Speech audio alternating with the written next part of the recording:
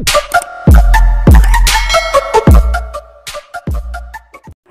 mga master! Welcome back again to our channel. Panibagong araw, panibagong kabanata na naman ang pagsamasamayin natin ngayong araw na ito. At kung bago ka sa ating channel, pag-click ang subscribe button and hit the notification bell para updated kayo sa ating mga susunod na videos. So mga master, bago natin simulan ang ating kabanata ngayong araw na ito, huwag po sana natin skip yung ads mga master no, dahil malaking bagay na po yan sa ating munting channel. So simulan na natin kabanata ngayong araw na ito. Let's go! Kabanata 6221-6240. Kabanata 6221. Maglagay ng lakas dito, gagawin mo. Hindi mo ba gusto ang mga elixir ngayong gabi? Kayong dalawa doon, piliin ang mga balat at buto sa lupa. Kung miss ka kahit isa, hindi kita hahayaan. Magkaroon ng isang elixir para sa isang panahon. Panipi. Si Quattro ay bumagsak sa kanyang gintong trono, tinatangkilik ang isang masahe mula sa dalawang magagandang kababaihan.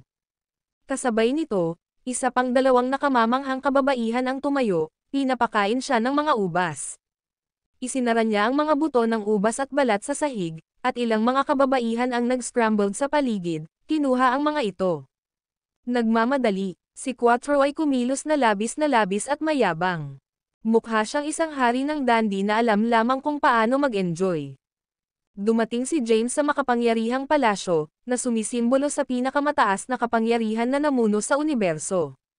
Madilim na nilalang. Tumayo siya sa labas ng pangunahing bulwagan ng walang pagsasalita matapos masaksihan ang kanyang pag-uugali. Nagulat si James na naabot na ni Quattro ang ikatlong pagdurusa ng Yeriswandale Rango. Sa sandaling iyon, tinanong ng isa sa magagandang kababaihan, sino ang dapat mong samahan ngayong gabi? Marshall. Panipi. Si Quattro ay natigilan sandali sa pamamagitan ng kanyang katanungan. Siya chuckled, pagkatapos ay sinabi, iyon ay depende sa iyong pagganap. Sino ang nasa ikalimang pagdurusa ng Yeriswandale Rango? Me. Panipi. Isang kaakit-akit na babae ang nakataas ang kanyang kamay. Isa pang babae ang nasa sabik, ako rin. Tumawa si Quattro at sinabing, sige, then, kayong dalawa ay masaya ito ngayong gabi. Ang kanilang mga alon ng pagtawa ay napuno ang pangunahing bulwagan. Si James, na nakatayo sa labas, ay biglang nakataas ang kanyang kamay, at isang sinag ng kapangyarihan ng amethyst ginto. Sinaktan ang trono. Ang trono ay gumuho pagkatapos ng malakas na bang. Bumagsak sa lupa si Quattro at pinagsama ang mataas na platform na may isang ungol. Nagulat, agad na iginuhit ng mga kababaihan ang kanilang mga sandata at may kalasag sa harap ng Quattro, naskan ang kanilang paligid ng maingat. Tumayo si Quattro mula sa lupa at umungal, sino ito? Sino ang impyerno na nang ahas na salakayin ako?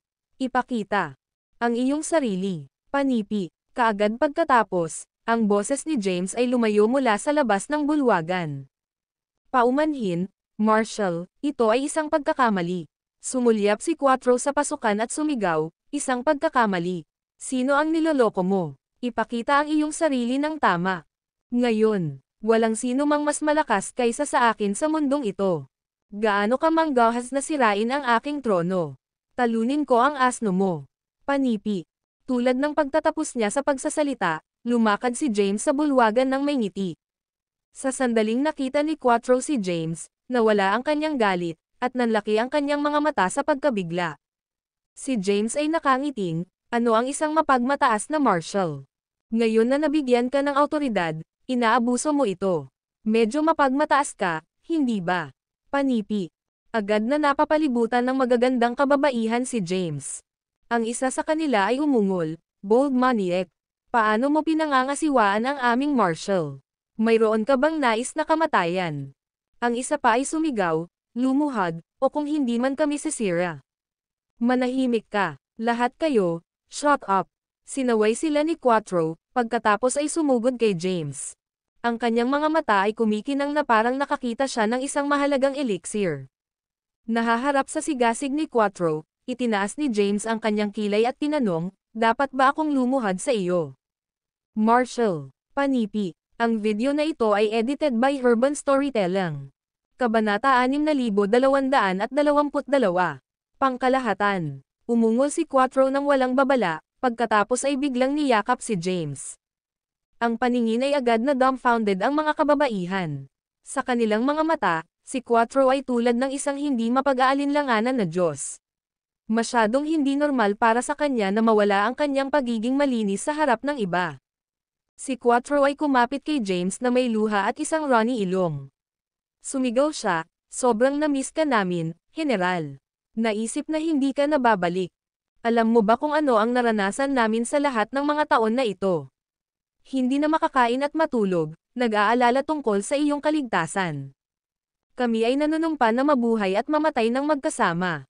Walang balita mula sa iyo pagkatapos umalis para sa lupain ng Forlat. Nagtayo rin kami ng isang tabletang pang-alaala at nag-set up ng isang libingan para sa iyo. Huwag kailanman inaasahan ang iyong makahimalang pagbabalik." Pagdinig ng mga pagmamalabos ni Quattro, itinulak siya ni James at sinabing, "Anong uri ng kalokohan ang iyong spouting?" Pinunasan ni Quattro ang kanyang luha at sinabing, "Nonsense. Na-miss ka namin ngunit wala kaming ideya kung saan maghanap. Bukod dito, nagdadala kami ng mabibigat na responsibilidad na naibigay mo sa amin. Na-miss mo ako." Itinuro ni James ang mga kababaihan sa kanilang paligid at tinanong, "Ay, sa iyong mga saloobin higit sa kanila?" Sumimangot si Quattro at tumingin sa mga kababaihan. Bigla niyang napagtanto kung ano ang ipinapahiwatig ni James at mabilis na nag-load. Sinabi, "Hindi ka nagkakaintindihan, General. Hindi ito ang hitsura nito." Nagtanong si James, "Ano pa ito? Dapat mong malaman ang mga hangganan na itinakda ko, di ba?" Nagmamadali ang sinabi ni Quattro. Siyempre, huwag kailanman pinilit sila sa anumang bagay. Kumilos sila sa kanilang malayang kalooban. "Nakatulog ka ba sa iyo?" Pinahihit ni James ang kanyang mga mata. Si Quattro ay hindi sumagot ng may kumpiyansa sa kanyang tanong. Ang pangkat ng mga kababaihan, gayunpaman, ay mabilis na nakapaligid kay James at ipinahayag ang kanilang hindi kasiya siya. "Sino ka? Gaano ka manggahas na makipag-usap sa aming marshal na ganyan?" "Siyempre, kusang loob namin siyang kusang loob. Maraming iba ang nais ng pagkakataon ngunit hindi maswerteng tulad namin. Ang aming marshal ay napakagwapo. Kahit na medyo kaakit-akit ka, hindi ka dapat maging kawalang galang sa kanya. Iyon ay bastos." Nagtrabaho siya ng husto para sa kanyang kasalukuyang mga nagawa. Iniligtas niya kami mula sa madilim na mundo at pinayagan kaming isang mas mahusay na pagkakataon sa buhay. Nagpapasalamat kami sa kanya. Tama iyon. Kami ay pinarangalan na makakasama lamang sa kanya. Samang-ayon kami ng walang pag-aatubili kung tatanungin niya kami na maging kanyang kasosyo sa paglilinang. Natigilan si James sa kanilang malakas na sigaw. Itinaas ni Quattro ang kanyang kamay at sinampal ang bawat isa sa mga kababaihan. Sa isang instant lamang, ang mga pisngi ng kababaihan ay mayroon. Aiden, maliwanag na mga marka ng sampal. Presumptuous, paano ka maglakas loob na kumilos ka ng labis sa kanya? Mayroon ka bang nais na kamatayan? Ang pangkat ng mga kababaihan ay nagmamadaling lumuhad sa sahig. Inihayag ni James ang kanyang kamay sa Quattro at sinabing, "Hoy! Hindi na kailangang magalit." Pagkatapos magsalita, lumakad si James sa isang upuan at umupo. Dahil pinag-uusapan kanila ng napakataas, ipinapakita nito ang iyong prestihiyo dito ay medyo mataas. Mabuti iyon. Madali na lumapit si Quattro kay James at sinabing, "Sinusubukan nilang patayin ako. Hindi ko naisip ang tungkol sa pag-angkin ng anumang mga nagawa. Ako, panipi." Sinabi ni James na nakangiting, "Kami ay magkakapatid." Nagpapaliwanag na parang hindi tayo malapit. Ilan ang mga tao na wala sa madilim na mundo, at sino ang namamahala? Itinaas ni Quattro ang kanyang kamay, at isang dosenang pag-record ng orbs ang lumitaw sa harap ni James. Umiling-iling si James at sinabing, "Hindi nagmamalasakit sa mga detalyeng ito. Sa halip, sabihin mo sa akin kung ilan sa atin. Ang mga kakilala sa mundo ay narito na." Panipi. Ang video na ito ay edited by Urban Storytelling. Kabanata 6223. Huminga ng malalim si Quattro at sinabing, "Maxine, Jurit, Hershaya, Talvolay, Taran, Cairo, Zizel, at ilang iba pa ay narito na." Sumimangot si James at tinanong, "Ano ang tungkol sa Zaves, Yardos, Henry, Yemima at Zirae?" Ito ang mga powerhouse na nagsakripisyo sa labanan laban kay Zyle ngunit nabuhay muli. Nakakakita ng hindi nasisiyahan na ekspresyon ni James, nagmadali na ipinaliwanag si Quattro, tinutulungan nila ang Zovian at Stephen na pumili ng mga magsasaka upang may parating dito. Hindi iyon isang madaling gawain pagkatapos ng lahat. Nag-squint si James at sinabing, sige. Kaya, sina Zovian at Stephen ay nagsusumikap habang nakaupo ka lang dito at nasisiyahan sa bunga ng kanilang paggawa. Lumuhad si Quattro at nagsabing nanginginig, General, about na. Solemang sinabi ni James, gumawa na ako ng mga pag-aayos bago umalis. Ang Zovian ay may malawak na kaalaman at ito ang pinakaangkop na kandidato na namamahala sa demonyong piitan at nakikipag-usap kay Skynet. Samantala, kayong tatlo ay nasa ikapitong pagdurusa ng Eurus 1 Zale rango, at hindi na kailangang lumalim sa madilim na mundo o i-compress ang iyong mga rango ng paglilinang. Load. Sumulyap si James sa Quattro at malamig na sinabi, dapat ay gumawa ka ng isang bagay at iniwan silang walang pagpipilian kundi upang i-compress ang kanilang mga rango ng paglilinang upang bumalik sa madilim na mundo upang personal na isagawa ang proseso ng pagpili. Matapos pakinggan ang mga salita ni James, agad na ibinaba ni Quattro ang kanyang ulo at sinabing, magaling kang mahulaan ang mga bagay, pangkalahatan. Ako, hindi sinasadyang nasira. Ang Tai Chi 8-door formation. Hindi namin ito magagamit upang makumplito ang proseso ng pagpili, kaya panipi. Ginambala siya ni James, na sinasabi, tinukso ka ng mga elixir na sumusuporta sa operasyon ng pagbuo. At kinuha ang mga ito, di ba? Panipi. Ibinaba ni Quattro ang kanyang ulo. Ang kanyang katahimikan ay napatunayan na ang hula ni James ay tumama sa marka sa kuko. Ang kasakiman, pagnanasa, katamaran at pagiging makasarili ay ilan sa mga bisyo ng sangkatauhan. Ang lahat ng mga ito ay makikita sa Quattro, Novel Bean. Sa una, naisip ni James na ang mga bahid ni Quattro ay hindi magiging problema. Pagkatapos ng lahat, siya ay matapat at maaaring maglaro ng isang malaking bahagi sa mga mahahalagang sitwasyon. Gayunpaman, ang pag-uugali ni Quattro ay lumala ng overtime, at ang kanyang mga aksyon ay nagsimulang makaapekto sa kanilang pangkalahatang plano. Napagtanto ni James na hindi na niya kayang tiisin ang pag-uugali ni Quattro, kung hindi man, si Quattro ay pukawin ang maraming problema, at ang hinaharap ng Jade Mora Empire ay maaaring masira. Matapos mag-isip ng ilang sandali, tumingin si James kay Quattro at sinabing, ipunan si Maxine at ang iba pa. Aiden. Nang makita na hindi siya pinaniniwalaan ni James para sa kanyang pagkakamali, nagmadali si Quattro na tumayo at umalis. Tiningnan ni James ang magagandang kababaihan na nakaluhod sa lupa at tinanong, natulog ba kayong lahat kasama si Quattro? Hinawakan ng mga kababaihan ang katayuan ni James matapos mapanood ang kanyang pakikipag-ugnay kay Quattro. Ibinaba nila ang kanilang mga ulo at nanginginig sa takot. Hinimok ni James, sagutin mo ako. And hindi. Ang mga kababaihan ay sumagot ng magkakaisa. Ang isa sa mga matangkad na batang babae ay nagtaas ng kanyang ulo, pinalaki ang kanyang tapang, at sumagot, General, hindi niya kami pinilit na matulog sa kanya. Siya ay panunokso lamang sa amin at hinihikayat tayo na mapabuti. Sa katunayan, gantimpalaan niya lamang kami ng mga elixir sa gabi. Ang isa pang babae ay nagsabi ng nanginginig na labi, siya ay isang mabuting tao at hindi kami pinilit sa anumang bagay. Matapos marinig ito, naisip ni James sa kanyang sarili, hindi siya masama pagkatapos ng lahat. Ngunit medyo bobo siya, panipi. Di nagtagal, bumalik si Quattro kasama ang ilang mga tao. Sa sandaling nakita ng grupo si James, sumugod sila ng labis. Maxine, Hershey, Cairo at Zizzle. Napapalibutan si James. Isa-isa, binigyan nila siya ng mga yakap at labis na nasisiyahan sa kabila ng mga salita. Ang video na ito ay edited by Urban Storytelling. Kabanata 6224. Matapos makipag-chat sa ilang sandali, napatunayan ni James ang katotohanan. Si Wyatt at ang iba pa ay nanatili sa madilim na mundo dahil tinutulungan nila sina Zovian at Stephen sa proseso ng pagpili. Tulad ng para kay Taran, sina Talvolay at Jurit ay nagdala ng isang grupo upang manghuli ng mga monsters bilang karanasan sa pagsasanay. Nalaman ni James ang tungkol sa sitwasyon ng pangkat ng mga madilim na nilalang na dumating sa mundo ng Genesis mula sa kanyang mga dating kakilala. Narinig din niya na gumawa si Quattro ng ilang mga kontribusyon.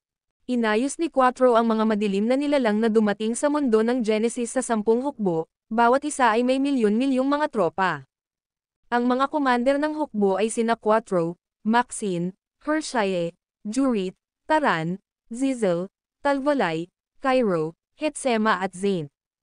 Ang kabuoang halaga ng mga tropa sa dalawang hukbo ay idinagdag hanggang sa daan-daang milyon, na ginagawang malaki ang puwersa. Matapos magkaroon ng isang malinaw na larawan ng sitwasyon, iminungkahi ni James na ang lahat ay lumipat sa lupain ng Forlat, at hindi ito inaprubahan. Upang maiwasan ang anumang mga hiccup sa daan, nakipag-ugnay si James sa tagapag-alaga ng Demon Dungeon, Zakaria, na hiniling sa kanya na ipadala ang hukbo ng Skynet upang i-escort ang 10 piling mga hukbo mula sa madilim na mundo hanggang sa libog na Leia. Hangganan ng sekta, ang daan-daang milyong mga tropa ay lihim na lumipat patungo sa lupain ng Forlat. Bilang karagdagan sa daan-daang mga powerhouse sa Eurus One Dale ranks 9th Tribulations Peak mula sa Skynet at ang Lucis Sect, Layla, Rebella, Zitlali, Wily, at Yancy ay sumunod din sa kanila tulad ng mga anino. Matapos makalapit sa lupain ng Forlat, kinuha ni James ang matapang na tower. Isang itim at puting ilaw ang bumaril, at isang malawak na agwat na nabuo sa porma sayon. Pagkatapos, ang mga tropa ay sumulong sa pamamagitan ng pagbuo. Kanselahin. Nagulat sina Yancy at Wily nang makita nila ang supernatural na kapangyarihan ni James. Napagtanto nila na ang lupain ng Forlat na kinatakutan nila ay kinilala si James bilang Panginoon nito, at ang dahilan kung bakit siya sinubukan ng husto na gumawa ng isang daanan sa mundo ng Genesis at Zindaros Genesis World ay nais niyang lumipat ng mga madilim na nilalang sa lupain ng Forlat. Matapos ang huling pangkat ng mga nabubuhay na nilalang mula sa madilim na mundo ay pumasok sa lupain ng Forlat, tiningnan ni na James sina Yancy at Wily, na nagsasabing nakangiting, gusto ba kayong dalawa na pumasok upang tumingin sa paligid? Tanong ni Wily sa pagtataka, si Ken. Mahigpit na sinabi ni Yancy, Master, marahas na hinaypan ng hangin ng galit sa loob ng lupain ng Forlat. Kung hindi ka maingat, ang iyong kaluluwa ay mapapawi. Panipi, kung wala kang lakas ng loob, kalimutan ito. Si James ay nagsabi ng ilang mga salita, pagkatapos ay pumasok sa lupain ng Forlat. Aiden. Sina Yancy at Wily ay nakatingin sa isa't isa na may napahiya na mga ekspresyon. Nakatayo sa tabi nila, lumingon si Layla sa Zitlali at sinabing, panahon na upang bumalik kami. Ang iyong kasal ay ang aming prioridad ngayon. Bumantong hininga si Zitlali, kailan lalabas ulit si James? Sagot ni Rebella, kailangan niyang tiyakin na sila ay naayos. Tiningnan sila ni Yancy at tinanong, paumanhin na makagambala. Nais mo lang tanungin kung ang Galit Wind ay talagang nawala mula sa lupain ng Forlat. Novel Bean. Walang sumagot sa kanyang katanungan. Inalis ni Layla ang kanyang kamay, at lahat maliban kay Yancy at Wily ay nawala mula sa lugar. Ang video na ito ay edited by Herban Storytelling. Kabanata 6225. Si Wily ay bahagyang nabigo. Tumingin siya kay Yancy at sinumpa, man up, pumasok tayo doon. Nag-atubiling sinabi ni Yancy, kailangan mong maging mapagpasensya. Maaaring maging isang bitag. Paano kung hindi tayo maiiwan? Sumingit si Wily, pagkatapos ay naisip sa sarili, isang bitag. Mayroon na siyang kontrol sa iyong kaluluwa at maaaring durugan ka sa anumang sandali. Bakit siya maglalagay ng isang gripo para sa iyo? Panipi.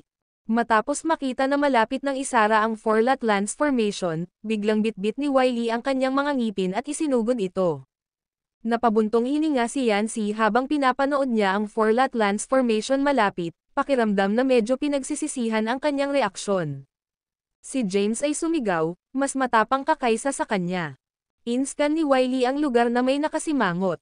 Makalipas ang ilang sandali, lumiwanag ang kanyang mga mata, at sinabi niya, wala nang galit na hangin dito.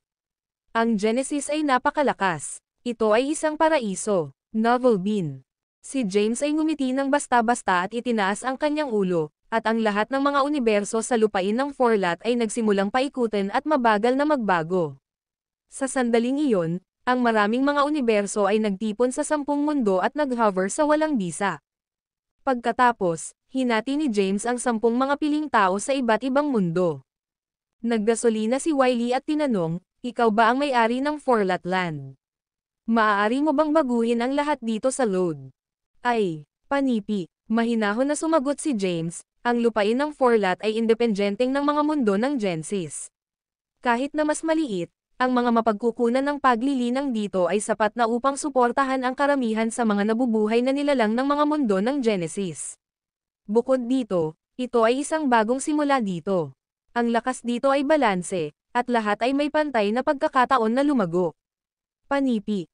Matapos marinig ito, lumuhad si Wiley sa lupa at sinabing, Master, may pabor na magtanong. Ginambala siya ni James, na nagsasabing, alamin kung ano ang iniisip mo. Pag-uusapan natin ang sekta ng Sanctum na lumilipat sa lupain ng Forlat sa hinaharap. Dapat mo munang tiyakin na ang daanan ay ligtas sa ngayon. Pagkaraan nito, tinulungan siya ni James at sinabing, dahil narito ka na, tumingin sa paligid. Gayunpaman, huwag hawakan ang mga monsters na may mataas na antas. Nagmadali si Wiley upang galugarin.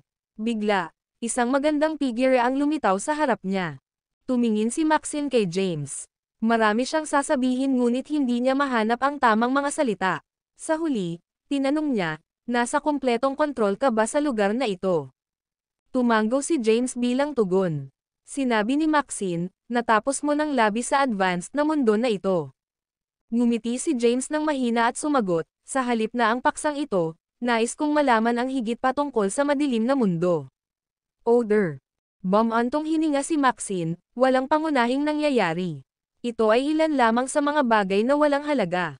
Gayunpaman, mayroong isang bagay, isipin na dapat kang magbayad ng higit na pansin. Panipi. Nagulat, tinanong ni James, ano ito? Pinahihit ni Maxine ang kanyang mga mata at sinabing, ang iyong mga anak. Gusto mo ng pagtuloy sa mataas na daan patungo sa paglilinang. Gayunpaman, napakaraming mga anak mo. Mayroon ka bang mga ito upang makitungo lamang sa amin? Nahihiya si James. Tunay na hindi siya ang pinakamahusay na ama sa kanyang mga anak. Si Thea, sa kabilang banda, ay wala sa kanilang buhay sa mahabang panahon. Bilang mga magulang, napabayan nila ang kanilang mga responsibilidad. Kahit na, inalagaan sila ni James ng malalim at nais na malaman kung paano nila ginagawa.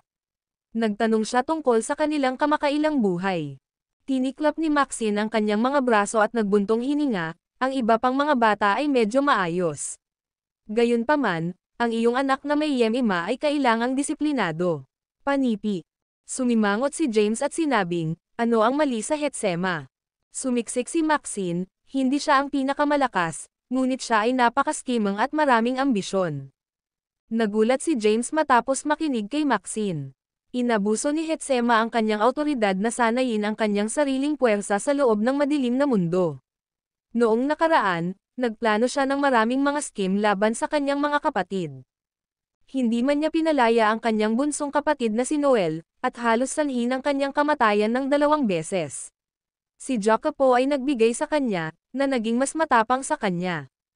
Matapos ang isang mahabang katahimikan, dahan-daang itinaas ni James ang kanyang ulo at tinanong, hindi ka ba naging patas sa kanya? Sumingit si Rubella, kami ay makaramdam ng pagkakasala kung ito ang kaso. Gayunpaman, praktikal na pinapayagan namin.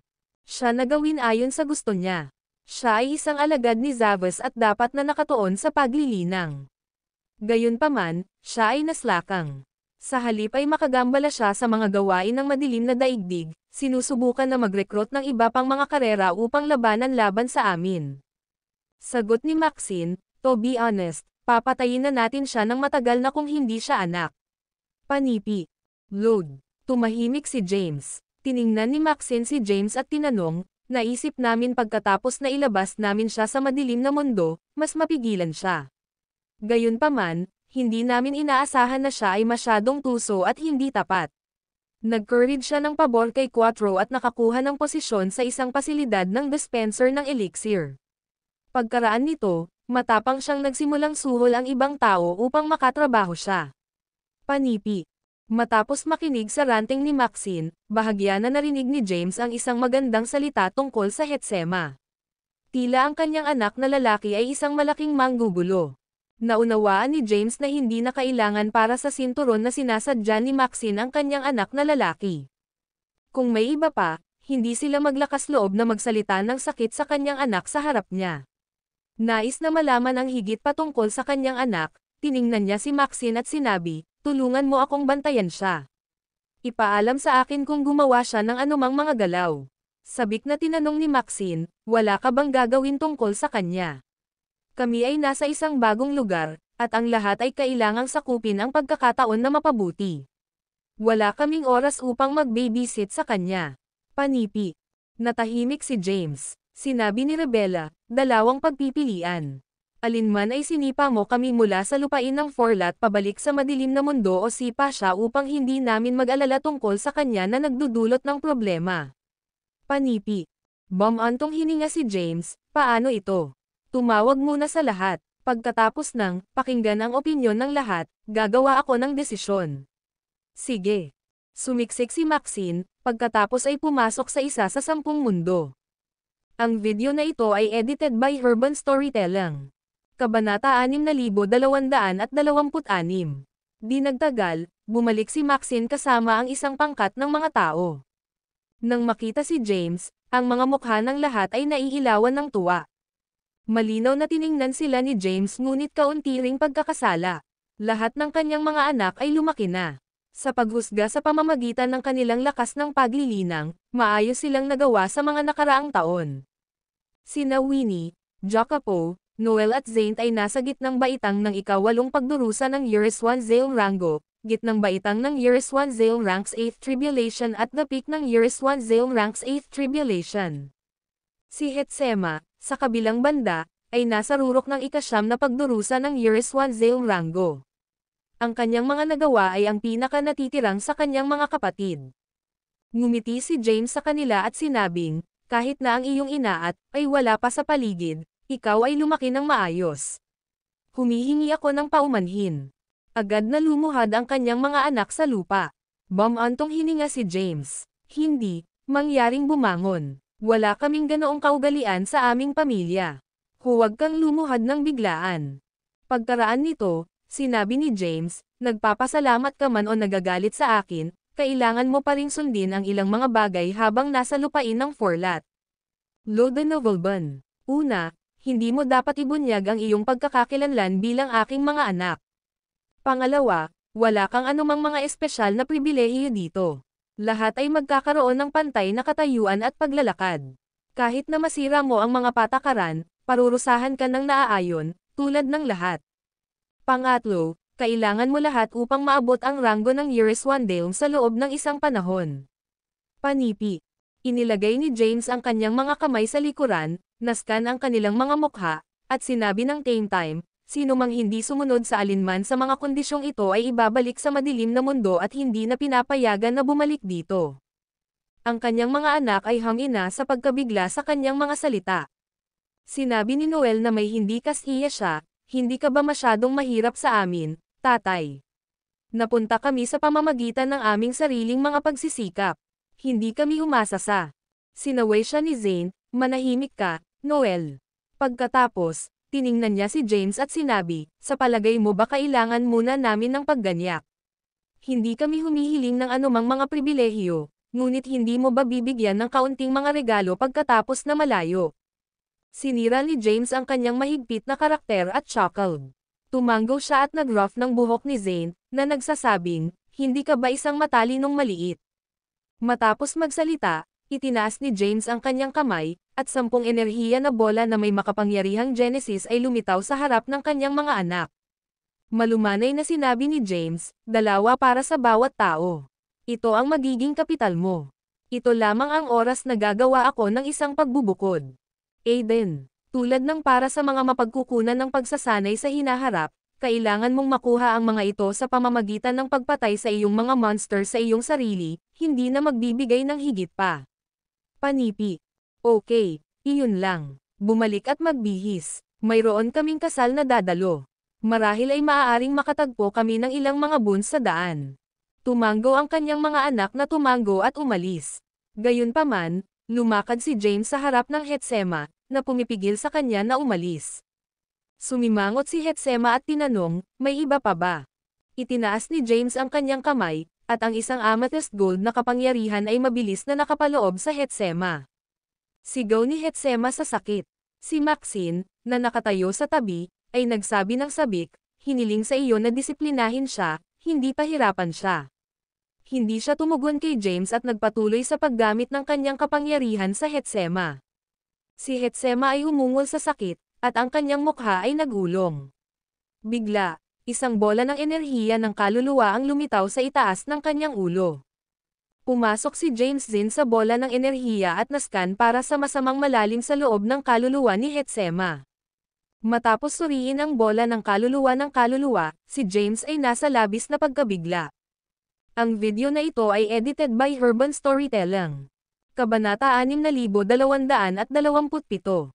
Ang kaluluwa ng Hetsema, organo at buto ay napuno ng kasamaan at karma. Kung hindi ito para sa kanyang laman, malamang na siya ay maging isang demonyo. Tigilan mo na, James. Nagmamadali si Maxine ngunit natamban ang kapangyarihan ni James. Bigla, nawala si James sa Hetsema. Sa susunod na sandali, nakarating sila sa battlefield sa ika-4 na antas ng Forlatland. Ibinalik ni James ang kanyang kapangyarihan ng amethyst gold, at bumagsak si Hetsema sa lupa. Lumitaw ang Erdlight, at ang Lysia ay materyal sa harap nila. Tinanong ni James, medyo alam mo, di ba?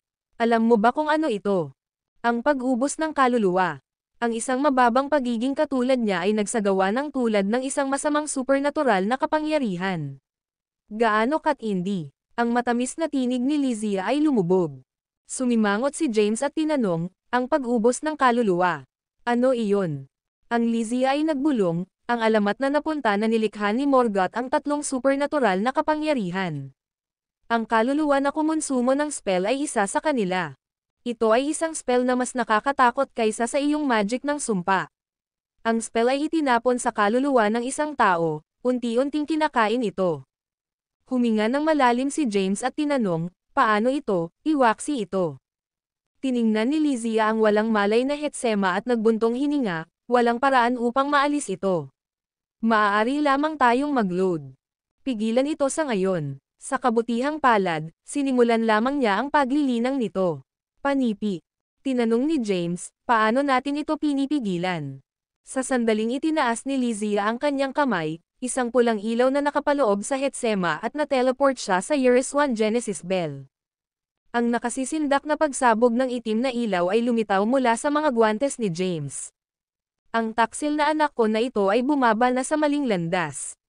Bumantong hininga si James. Si Hetsema ay isang kumpletong aksidente. Gayunpaman, hindi lamang siya papayagan ni James. Pagkatapos ng lahat, siya pa rin ang kanyang anak. Sa kasamaang palad, si Hetsema ay malubhang naiimpluwensyahan ng lahi ng tadhana. Malalim ang kanyang sama ng loob, at ang kanyang puso ay naglalaman ng kasamaan. Sa una, naisip ni James na ilagay siya sa ilalim ni Zavos ay makakatulong sa kanya na ibalik ang isang bagong dahon. Gayunpaman, ang mga bagay ay naging mas masahol pa. Sa sandaling iyon, nakatanggap ng mensahe si James mula kay Jacopo. Handa na tayo, tatay. Nasaan ka? Dahan-dahan ang itinaas ni James ang kanyang ulo at tinanong, gaano katagal kailangan mo, Lysia? Tinanong ni Lysia, kailangan ba niyang dumalo sa iyo? Tumanggaw si James at sumagot, "Ye." Marahil ay maaaring malutas ng matuwid na aura ni Yegor ang kaluluwa na kumonsumo ng kaluluwa. Aiden. Nagchucheck si Lysia at sinabing, sige. Pinaplano mo ba siyang maging alagad ni Yegor? Hindi tinanong ni James, sa palagay mo ba ay angkop? Tumugon si Lysia, huwag pakialam. Pagkatapos ng lahat, hanggang sa Yegor na magpasya kung tatanggapin siya. Dagdag pa, hindi ba ito magiging sanhi ng mas maraming pinsala kaysa sa mabuti? Nanatiling tahimik si James, novel bean. Bigyan ito, sagot ni Lysia, pagkatapos ay lumitaw ang itim na usok mula sa itim na guwantes ni James. Sa susunod na sandali, lumitaw si Hetsema sa harap nila. Si Hetsema ay muling nakakuha ng kamalayan at nakatingin sa paligid ng nalilito. Hindi nagsalita si James. Naglakad siya, tinakpan siya ng isang asol na balabal, at nakateleport sa labas ng lugar. Magkasama, Ang video na ito ay edited by Urban Storytelling. Kabanata 6228. Dinala ni James si Hetsema sa pasukan ng unang antas ng lupain ng Forlat. Pagdating sa pagbubuo, napansin ni James na nakatayo si Maxine kasama ang kanyang mga anak. Tinanong niya, pupunta ka rin ba? Sinulyapan ni Maxine si Jacopo at ang iba pa, pagkatapos ay sumagot, ayaw kong pumunta, ngunit iginiit ng mga bata na ako. Magsama-sama, sinasabi. Panipi, tumahimik siya, tumingin kay James, at sinabi ng sama ng loob, natakot sila sa isang tiyak na maaaring umalis. Sila sa likod muli, ang mga mundo ng Genesis ay puno ng mga powerhouse, at kung mahuhulog sila sa mga kamay. Sa ating mga kaaway, magiging mapanganib na sitwasyon sila. Panipi. Si James ay tiyak na ang kanyang mga anak ay hindi kailanman iisipin ang paraan at ipinapalagay na si Maxine ay nagpapahayag lamang. Ang kanyang hindi kasiya siya tungkol sa kanyang pag-uugali sa kanilang pangalan. Gayunpaman, kakaunti ang magagawa niya. Siya na. Malaki ang utang sa kanyang mga anak. Ang pakikinig sa mga reklamo ay mas mahusay kaysa sa kanila na pinalo siya. Pagkatapos ng paggubo ng ilang beses, sinabi ni James, sige. May ilang oras pa bago ang kasal. Dadalhin ko kayo sa isang paglilibot sa paligid ng mga mundo ng Genesis at ipaliwanag ang mga puwersa dito. Panipi. Itinaas ni James ang kanyang kamay, at ang kanyang mga kapangyarihan ay nakabalot sa lahat, kasama na si Wiley, na pa rin. Wandering sa paligid ng lupain ng Forlat. Sa susunod na sandali, nawala sila mula sa kanilang mga spot. Samantala, ang balita tungkol sa kasal ni Truett at Zitlali ay naging isang mainit na paksa sa mga mundo ng Genesis. Pagkatapos ng lahat, ang ikakasal at ikakasal ay ang batang master ni Skynet at ang sekta ng Luces. Malayo ang kasal sa karaniwan.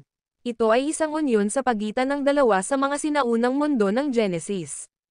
Makapangyarihang puwersa. Ito ay isang makabuluhang kaganapan na makakaimpluwensya sa istruktura ng kuryente ng mahusay at micro-Genesis worlds. Bukod dito, ang mga alingawngaw ay kumalat na hindi mabilang na mga high-grade na elixir at kayamanan ay ibinahagi bilang mga regalo sa panahon ng kasal. Bilang karagdagan, nangako si Skynet na buksan ang holy site ng Telvervo sa mga tagalabas upang maghanap ng mga kayamanan para sa 300 panahon. Ayon sa mga mito, ang banal na site ng Telvervo ay kung saan nilinang ang Tai Chi noong nakaraan. Marami. Ang mga kayamanan mula sa kanyang panahon ay sinasabing naiwan, kasama na ang iba't ibang mga mapagkukunan ng paglilinang sa Declan Rango at ilang mga makasaysayang lihim. Sa kapangyarihan ni Skynet, walang sino mang nang-ahas na maglakad sa Telvervo Holy Site. Ngayon na bukas silang inanyayahan. Ang iba ay pumasok, ang mga mundo ng Genesis ay nasa isang kaguluhan. Gayunpaman, kailangan nilang magkaroon ng mga kwalipikasyon upang maipasok muna ang Skynet bago magkaroon ng pagkakataon na ipasok ang Telvervo Holy Site. Una, kailangan nilang magkaroon ng isang paanyaya. Walang pinapayagan na mag-access dahil sa mga koneksyon o relasyon. Si Skynet at ang sekta ng Luces ay nakipagtulungan at lumikha ng isang espesyal na paanyaya na na-infuse sa Jaegers. Matuwid na aura. Walang sino man ang makakapag-duplicate ng kanilang paanyaya. Ang mga paanyaya ay nahahati sa 4 na uri. Ang unang uri ay ang mga paanyaya na ibinigay sa mga powerhouse sa ranggo ng Declan, nakatatanda. Mga awtoridad ng mga pangunahing sekta, at malakas na mga magsasaka ng Rogue. Dahil sa kanilang mahalagang katayuan, si Egor at personal na inihatid ni Matanay ang mga paanyaya na ito. Ang pangalawang uri ay ang kataas-taasang mga paanyaya na ibinigay sa nangungunang 10 pangunahing puwersa sa loob ng sinaunang Genesis.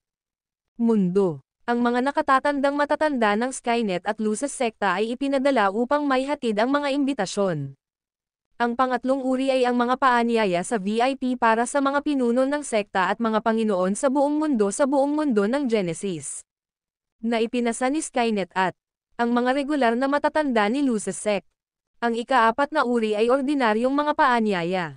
Ang mga numero ay ibinigay ayon sa lakas ng bawat isa. Sekta gayunpaman, ang mga magsasaka lamang sa Years One Dale Ranks 9th Tribulations Peak ang karapat-dapat. Ang iba't ibang mga sekta at puwersa ay gaganapin ang mga panloob na kompetisyon at pagsubok upang makuha ang mga paanyaya na ito. Maraming mga magsasaka ang lumaban ng labis, at pinukaw nito ang maraming salungatan. Ang video na ito ay edited by Urban Storytelling. Kabanata 6229. Sa lahat ng mga pangunahing puwersa, ang salungatan sa loob ng sekta ng Timaeus ay ang pinakamasama. Bagaman si Gladwin ay hindi ang opisyal na pinuno, siya ang namamahala sa mga gawain ng kanilang sekta at ginamit ang kapangyarihan na katumbas ng kanilang either. Samantala, ang pinuno ng sekta ng Timaeus na si Zachary, ay hindi nag-iwan ng pag-iisa sa loob ng mahabang panahon. At hindi nagaganapin ang maraming kapangyarihan. Ang mga ordinaryong paanyaya ay mahirap ipamahagi, ngunit ang pagpapasya kung sino ang kukuha ng kataas-taasan. Mas mahirap ang paanyaya. Sa loob ng pangunahing bulwagan ng sekta ng Timaeus, isang matinding debate tungkol sa kung sino ang kukuha ng kataas-taasang paanyaya. Nagsisimula matapos ang Zachary ay gumawa ng muling pagpapakita. Daan-daang mga magagaling na matatanda sa rurok ng ikasyam na pagdurusa ng Uris One Deong Rango, pati na rin ang mga tagapag-alaga at matatandang-matatanda, ay lumuhad sa lupa ng tahimik. Si Gladwin ay nakaupo sa pinakamataas na kumikinang na upuan na kabilang sa pinuno ng sekta na may madilim na ekspresyon. Si Zachary at Thea ay nakaupo sa ilalim ng pinakamataas na platform, na naglalabas ng makapangyarihang auras. Ang mga mata ni Gladwin ay nakipagpulong kay Zachary, at isang ngiti ang agad na pinalitan ang kanyang madilim na mukha. Tumayo siya at nagtanong, "Bakit mo iniwan ang pag-iisa ng bigla, Zachary?" Natugunan ni Gladwin si Zachary sa pamamagitan ng kanyang pangalan at hindi nag-abala na magalang. Ito ay malinaw na Gladwin ay walang hangarin na ibigay ang sekta. Si Zachary, gayunpaman, ay hindi nagkasala. Sinabi niya na nakangiting, "Nag-iwan ba ako ng pag-iisa sa isang masamang oras at masira ang iyong mga plano, mahusay na tagapagtanggol?" Panipi, tumawa si Gladwin at sinabi, "Hindi, syempre hindi kami nagkakaroon ng talakayan. Sina Yegor at Matanae. Tiyak na may mga uling motibo at may isang bagay. Sinusubukan naming makabuo ng isang countermeasure laban sa kanila." Panipi, tahimik na ngumiti si Zachary bilang tugon. Pagkatapos, tumayo siya at umakyat sa hagdan sa pinakamataas na platform. Sinundan ni Thea ang malapit sa likuran niya. Lahat ng tao ay nakaluhod sa sahig sa bulwagan ay natakot. Maliwanag na bumalik si Zachary upang mag-angkin. Bumalik ang kanyang pamagat. Gayunpaman, si Gladwin ay walang balak na ay back down. Sa halip, ngumiti lang siya habang siya napanood ang diskarte sa Zachary. Naisip nila kung ang dalawang peerless powerhouse ng kanilang sekta ay malapit ng makipagkompetensya sa ibabaw ng posisyon. Kung mangyayari iyon, may drag sila sa kanilang salungatan. Hindi alintana kung sino ang nanalo sa tapusin, ang kanilang buhay ay ilalagay sa panganib sa panahon ng proseso. Bigla, tumahimik ang pangunahing bulwagan. Ito ay tulad ng kalmado bago ang bagyo. Inabot ni Zachary ang kumikinang na paanyaya sa tabi ng upuan at sinabing, "Nagtrabaho ka ng husto, mahusay." Tagapagtanggol. Panipi, bago niya maabot ang paanyaya, hinawakan ni Gladwin ang paanyaya. Sumimangot si Zachary at tinanong, "Ano ang ibig mong sabihin dito, mahusay na tagapagtanggol?" Nakangiting sabi ni Gladwin, "Personal na naihatid sa akin ni Yegor ang paanyaya, at maligaya akong sumang-ayon na dumalo." Ang kaganapan. Panipi, kinwestiyon ni Zachary, "Ganito ba? Ang paanyaya ba ay hindi para sa pinuno ng sekta ng Timaeus?" Tumugon si Gladwin, "Hindi ko pa naririnig iyon dati. Bukod dito, ang sino mang pupunta ay magiging kinatawan ng aming sekta. Sa iyong kasalukuyang lakas, sa palagay mo ay nararapat para sa iyo na dumalo sa isang grand event." Panipi. Ang video na ito ay edited by Urban Storytelling. Kabanata 6230. Ang mga salita ni Gladwin ay maliwanag na provocation. Kung iginiit ni Zachary na labanan ang paanyaya, kung gayon ang kanyang kasalukuyang ranggo ng paglilinang ay ihayag. Si Zachary ay isang tuso at kamang na tao, kaya madali niyang maunawaan ang nakatagong kahulugan sa loob. Mga salita ni Gladwin. Siya chuckled at sinabing, "Bakit ka sobrang sabik, mahusay na tagapagtanggol? Gusto ko lang makita kung ano ang nakasulat. Ang paanyaya. Sinabi ni Gladwin na dama ni Renly, iyon ay bastos at walang paggalang kay Yegor. The cherries. Ang mukha ay dumilim ng bahagya matapos makita ang pag-uugali ni Gladwin na lumala. Gayunpaman, pinilit niya ang isang ngiti, tumango, at sinabi, nakikita ko. Ang aming mahusay na tagapagtanggol ay may mga lihim ngayon. Pagkatapos magsalita, inalog ni Zachary ang kanyang manggas at umikot. Inscan niya ang mga powerhouse sa bulwagan at sinabi, lahat ay nagtatrabaho ng husto habang wala ako. Ngayon na ako ay bumalik, ang pasanin na naiwan ko sa iyo lahat ay maluwag ng malaki. Tumingin si Zachary. Muli si Gladwin at sinabing, mas nagtatrabaho ka at marami kang nakamit, mahusay na tagapagtanggol. Gamitin ang pagkakataong ito upang magkaroon ng ilang oras. Ikaw ang magiging kinatawan ng aming sekta sa pagdalo sa grand event na ito. PLL kunin ang mga gawain ng sekta mula rito. Kung hindi, nahihirapan akong ipaliwanag ang aking sarili sa aming mga ninuno kung may magkamali. Pagkatapos, nagsasalita, sinenyasan ni Zachary si Thea sa kanyang mga mata. Pagkatapos, bumaba ang dalawa sa hagdan. Galit na tumayo si Gladwin mula sa kanyang upuan. Hindi na niya mapapanatili ang kanyang pag-iingat, at ang kanyang mukha ay napilipit sa galit. Una niyang naisip na si Zachary ay pilit na susubukan na agawin ang paanyaya. Pagkatapos ng lahat, ang sinumang dumalo sa kaganapan ay katumbas ng pagiging magsusupol ng sekta ng Timaeus. Gayunpaman, si Zachary slyly ay naglaro ng ibang card, na nagpapahintulot sa kanya na magkaroon ito. Hindi lamang sinasadyang binanggit ni Zachary ang kanilang dalawang ninuno upang banta siya, ngunit nabawi din siya. Kontrolin ang mga gawain ng sekta. Si Gladwin at ang kanyang mga subordinate ay naiwan. Matapos umalis sina Zachary at Thea sa pangunahing bulwagan, pinalo ni Gladwin ang kanyang mga kamao at sumigaw, bakit ka pa rin lahat? Lumuhod. Bumangon ka. Ang lahat sa ilalim niya ay agad na tumayo. Pagkatapos ng katahimikan, isang makapangyarihang babae ang sumulong at sinabing, mahusay na tagapagtanggol, natatakot ako na hindi namin magagawa. Manatili dito ngayon na bumalik ang pinuno ng sekta. Paano tayo bumalik sa kampo ng hukbo muna? Ang iba pang mga powerhouse ay sumang-ayon at nagsimulang mag-echo sa kanya. Mga salita, nag-squint at tumango si Gladwin, na nagsasabing, magandang ideya iyon. Bagaman nasa pansamantalang truce tayo, dapat tayong maging handa sa biglaang pag-atake ng bagong alyansa. Panipi. Ang mga saloobin ni Gladwin ay sumalungat sa kanyang mga salita.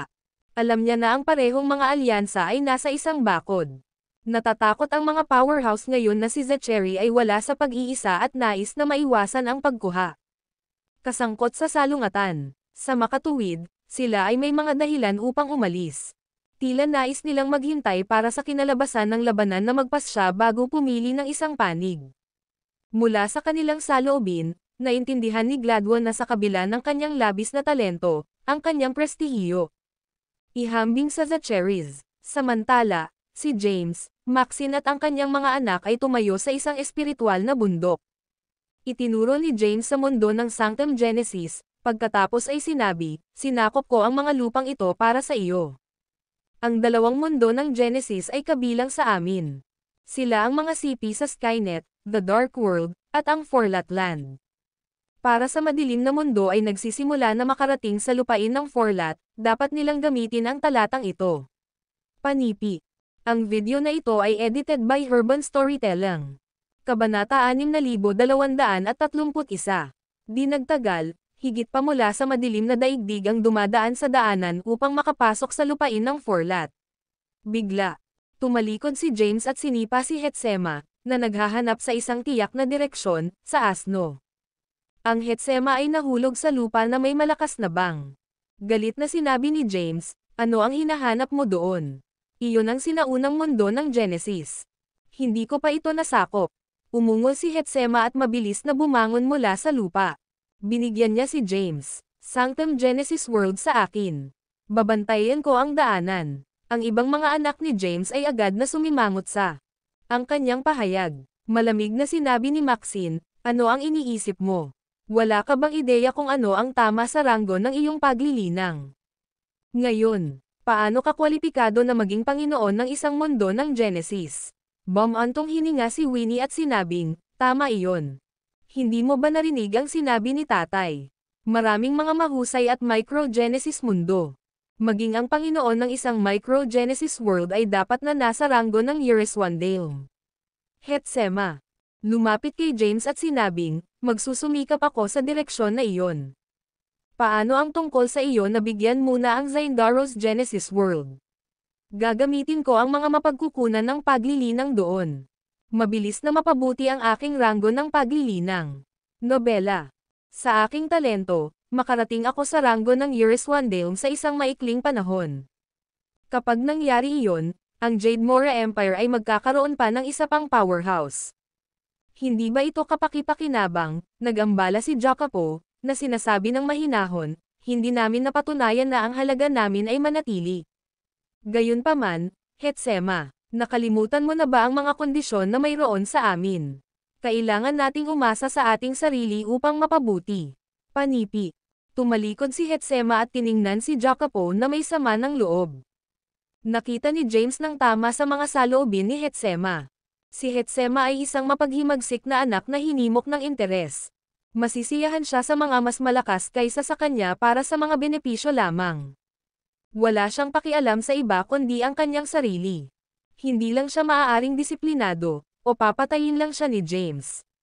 Tumingin si Noel kay James at tinanong, mangyaring sabihin sa amin ang higit patungkol sa mga mundo ng Genesis, tatay.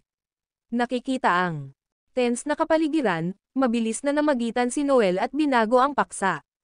Tumingin si James sa kanya ng isang ngiti, pagkatapos ay nagsimulang ipaliwanag ang layout ng mga mundo ng Genesis. Inilagay din niya ang mga ito tungkol sa mga makabuluhang puwersa.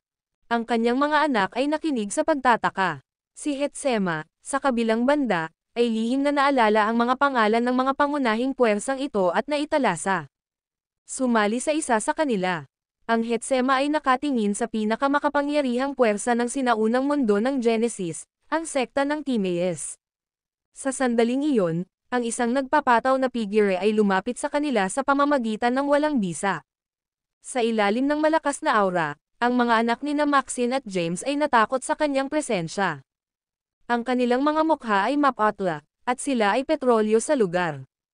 Itinaas ni James ang kanyang kamay at tinakpan sila ng Yereswan Genesis Bell. Ang nagpapataw na figure ay unti-unting naging malinaw. Ito ay isang nakasisilaw na taong may edad na may puting buhok. Ang video na ito ay edited by Urban Storytelling. Kabanata 6232.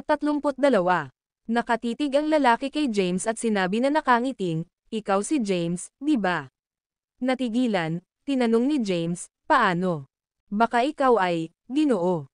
Tumango ang puti-haired middle-aged na tao at sumagot, ako si Skynet Celestial. Sage. Nagmamadali si James na yumuko at sinabing, isang karangalan na makilala ka, Ginoo. Sinabi ng Celestial Sage. Nakangiting, hindi na kailangan para sa mga formalidad. Narito ako upang ibigay sa iyo ang isang paanyaya sa ngalan ni Yegor. Pagkatapos magsalita, itinaas ni James ang kanyang kamay, at ang glimang imbitasyon ay lumipad papunta sa kanya. Ang Celestial Sage ay nakangiting, nais ni Yegor na ipadala ito sa iyo ng personal ngunit abala sa ilan. Mahalagang negosyo. Sa makatuwid, dumating ako bilang kanyang kinatawan upang maihatid ang paanyaya. Inaasahan kong hindi ka nasaktan. Kinuha ni James ang paanyaya gamit ang parehong mga kamay at sinabi na nakangiting, kasama namin. Relasyon, kailangan pa ba natin ito? Bumantong hininga ang Celestial Sage, hindi mo pa dapat malaman. Sa una, si Yegor ay hindi nagplano para sa kasal na naging sanhi ng gayong kaguluhan. Matapos mag-iwan ng pag-iingat si Herodias, iginiit niya na gawin ang mga pag-aayos. Mabilis na kumalat ang balita, at ganyan tayo nakarating sa sitwasyong ito. Sumimangot si James at nagtanong. Herodias, siya ba ay isang kamag-anak ni Yegor? Kalmado ang sagot ng Celestial Sage, asawa ni Yegor, ina. Nang Truet, si Herodias ay isang napakalakas ngunit domineering na babae. Ngayon na wala na siya sa pag-iisa, natapos na ang aming mapayapang araw. Bumagsak si James at nagtanong. Kahit na si Yegor ay natatakot sa kanya. Ipinaliwanag ng Celestial Sage, ang Turtle ay dating may 3 mga alagad, lalo na Yeria, Yegor at Herodias. Bukod dito, anak na niya si Turtle. Nanlaki ang mga mata ni James sa pagkabigla. Tinanong niya, kaya't ikinasal ni Yegor sa kanilang pamilya. Ang Celestial na Sambong ay sumakay at sinabing, sa palagay ko iyon ang pagkakapareho sa pagitan mong dalawa. Ngumiti si James sa pagtataka, nagulat na mayroong isang tao. Maaaring pigilan si Yegor. Ang Celestial Sage ay nagsabi ng labis, naaalala ko lang na mag-ingat ka. Bagaman si Herodias ay isang napaka-domineering na tao, hindi siya nangangahulugang isang hindi makatwirang tao. Kinamumuhian lang niya ito kapag nilalabag ng mga tao ang mga patakaran na itinakda niya. Ang mga salita ng Celestial Sage ay hindi direkta. Ipinaliwanag ang kahalagahan ng mga paanyaya. Agad na naintindihan ni James ang sitwasyon. Hinawakan niya ang kanyang mga kamay at pinasalamatan ang Celestial Sage. Pagkatapos, tinanong niya, ang aking daanan ay kumukonekta sa madilim na mundo sa lupain ng Forlat ay maaapektuhan. Ang Bumantong hininga ang Celestial Sage, hindi ako sigurado. Gayunpaman, pinahahalagahan ni Herodias ang kanyang anak na lalaki. Pagkatapos sumagot, ang Celestial Sage bid ay palm at umalis. Pinanood siya ni James na umalis na may isang makabuluhang ekspresyon. Bagaman ang Celestial na Sambong ay hindi pumihil sa pagbibigay ng isang direktang sagot, sinabi niya na si Truett ay mahalaga para sa Novel Bean. Pagpapanatiling daanan. Matapos ang paningin ng Celestial na paningin, iniwas ni James ang kanyang kamay. Agad na lumitaw si Maxine at ang kanyang mga anak. Sino iyon, tatay? Napakalakas niya. Dapat siya ay isa sa mga peerless powerhouse. Maaari ba siyang maging sa Eurus Wandale Ranks 9th Tribulations Peak? Nakakatakot iyon. Hindi ko mapigilan ang kanyang chrome. Malayo pa rin tayo upang pumunta. Ngumiti si James ng mahina at sinabing, gusto mo ba siya bilang guro mo? Kanya. Nagpalitan ang mga bata ng nasa sabik na sulyap, pagkatapos ay tumango kay James. Ang video na ito ay edited by Urban Storytelling. Kabanata 6233. Sinabi ni James na may ngiti, kung gayon, kailangan ko ang lahat sa kanilang pinakamahusay na pag-uugali. Dinadala ko kayo sa kasal para sa karanasan, at nais kong makahanap ka ng magagandang guro at nakatagpo ng ilang magagandang pagkakataon. Gayunpaman, ang paghahanap ng tamang guro ay ang simula ng iyong mga problema. Sa huli, nasa sa kanila na magpasya kung tatanggapin ka bilang mga alagad. Jacopo, Noel, Zaint at tumingin si Winnie sa isa't isa, tahimik na naaalala ang payo ni James. Si Hetsema, sa kabilang banda, ay tumayo at sumingit. Ipinagmamalaki niya at nagpasya na sumali sa isa sa mga pangunahing puwersa na binanggit sa kanila ni James. Sa kanyang opinyon, ang Celestial Sage ay talagang malakas. Gayunpaman, nang walang kapangyarihan ng kanyang sekta, maaari niyang pukawin ang isang bagyo. Biglang paalalahanan sila ni Maxine, ang isa pang makapangyarihang Chrome ay papalapit. Sumimangot si James at ikalat ang kanyang mga kamay upang protektahan ang grupo sa likuran niya. Pagkalipas ng ilang sandali, nakilala niya ang nakasisindak na aura daan-daang mga light years ang layo. Napakalakas ng puwersa na kahit na siya ay nahihirapan na makatiis ito. Matagal na hindi nakikita, James. Bago lumapit ang tao, dumating muna ang boses niya. Tumalikod si James at nakita ang isang burly figure na may puting buhok na unti-unting nag-zoom papunta sa kanila. Matapos kumpirmahin ang pagkakakilanlan ng papasok na tao, sabik ang kanyang puso.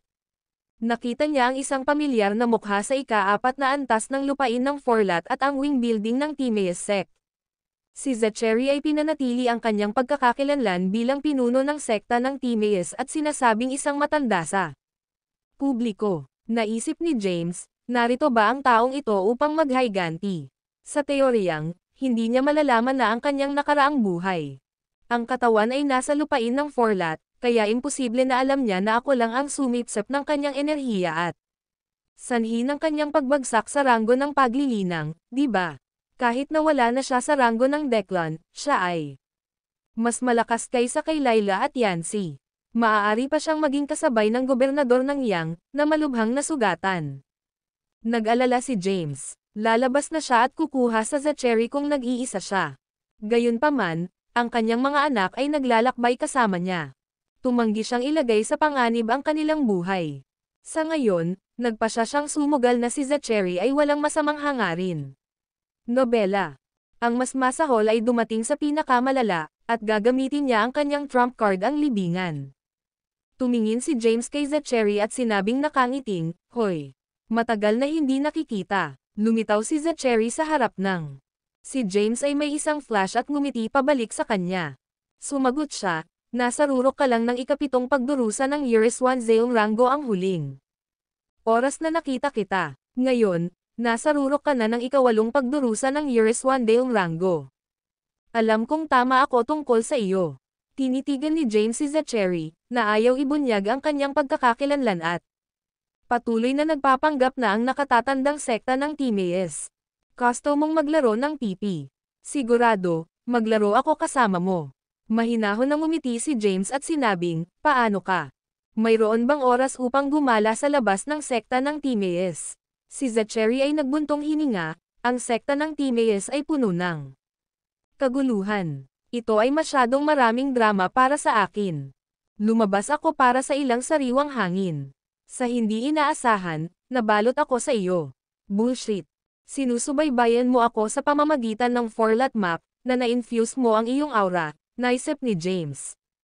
Naglagay siya ng isang pekeng ngiti at sinabi, "Paano mo maiiwan ang iyong post ng walang pahintulot? Hindi ka ba magiging pinarusahan kung nalaman ng pinuno ng sekta?" Walang magawa si Zachary, sect leader. Ang sekta ng Timaeus ay nasa kaguluhan ngayon. Mayroon pa ba tayong pinuno ng sekta? Nagpanggap si James na walang clueless at tinanong, "Ano ka? Ibig sabihin?" Tiningnan ni Zachary si James at sinabing, "Ito ay isang himala na lumabas ka mula sa lupain ng Forlat. Bakit hindi ka bumalik sa lupain ng Forlat?" Panipi. Ang video na ito ay edited by Urban Storytelling. Kabanata 6234. Matapos mabigla, agad na umiling si James at sinabing, "Hindi na ako babalik. Kung hindi, maaaring subukan ng pinuno ng sekta na akusahan ako na maging demonyo ng Dark World at subukang mapupuksa." "Ako ulit." Nagulat si Zachary, "Sino ang nagsabing ikaw ang madilim na mundo ng mundo at ang sekta? Sinusubukan ka ng pinuno." Sumingit si James, "Hindi mabilang na mga powerhouse mula sa sekta ng Timaeus ay sinisikap na pumatay sa akin. Bahagya akong nakaligtas." Nobela. Namatay na ako kung hindi ito para sa aking katalinuhan at pagpapatawa. Sino pa ang maaaring gumawa ng ganoong order maliban sa pinuno ng sekta at ang dakilang tagapagtanggol? Ang mga labi ni Zachary twitched, at sinabi niya na nagmamadali, "Ang dakilang tagapagtanggol. Oo, siya ito. Dapat itong maging Gladwon na nag-scheme upang patayin ka. Kung ito ang pinuno ng sekta na nais pumatay sa iyo, bakit siya maghihintay hanggang sa pumasok ka sa lupain ng Forlat? Pinatay ka niya sa sekta ng Timaeus. Hindi niya ako hilingin na bisitahin kapag katapos mong magdulot ng napakalaking problema." "Yeah. Oo." Panatilihin ang kilos, James sneered disdainfully sa kanyang puso. Pinigilan ni James ang kanyang tunay na damdamin at mahinahon na sinabi, "Totoo iyon. Matapos ang kasal ni Truett, hihilingin ko kay Yegor na samahan ako pabalik sa sekta ng Timaeus upang matuto ng higit patungkol sa ang sitwasyon." Nauunawaan ni Zachary ang pinagbabatayan na kahulugan ng mga salita ni James. Siya ay nagpapahiwatig na si Zachary ay sumusuporta sa kanya tulad ng inaasahan niya. Tinitigan niya si James at sinabing, "Abala ka sa pagdalo sa kasal ng ibang tao. Kumusta naman ang iyong sarili? Wala ka bang isang taong interesado ka?" Sumimangot si James at sinabing, "Ano? Ibig mo bang sabihin?" Nakangiting sabi ni Zachary, "Nakalimutan mo na ba ang tungkol sa iyong kasintahan dito dahil ikaw ay naging malayo sa sobrang haba? Napaka-puso mo." Tinitigan ni James si Zachary at sinabing, "Hindi ko gusto ang pagbugbog." "Ang bush. Ano ang gusto mo sa akin?" Nag-shock si Zachary at sinabing, "Dumadaan lang ako. Iniisip ko na pumunta sa Yegor upang humingi ng isang paanyaya upang makasama ako sa saya. Gayunpaman, hindi ko inisip na hindi ko rin may pasok ang teritoryo ng Skynet. Mahigpit ang mga ito kahit na magkaibigan tayo."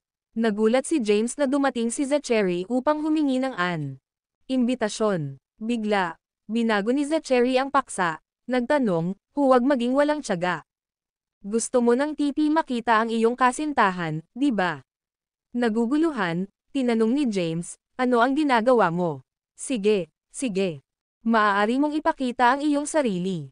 Matapos magsalita, itinaas ni Zachary ang kanyang kamay, at biglang lumitaw ang isang banal na ilaw.